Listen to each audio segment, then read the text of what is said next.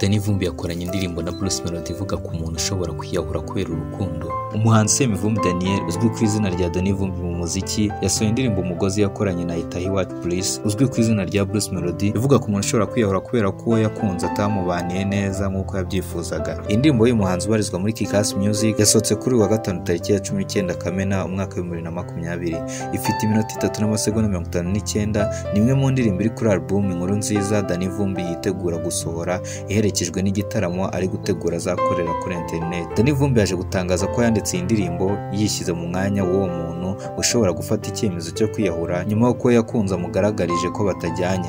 Danny Vumbi akomeza agira ati iyi ndirimbo nyandika nishyize mu mwanya w'uyu muntu wakunze undi ariko we namukunde biramuremerera kugeza ku rwego rwo kumva yakwiyahura. Sinkuru mpamvu ni igihangano. Indirimbo Umugozi ibaye indirimbo ya kabiri y'aba bahanzi bakoranye nyuma yo bakoranye yo kwibuka jenoside yakorewe abatutsi muri Mata 1994. Haraho Danny Vumbi aririmba agira ati ntabwo ngukangisha umugozi wo kwiyahura n'ubundi ubu buzima kububamo nagufite sinabishobora.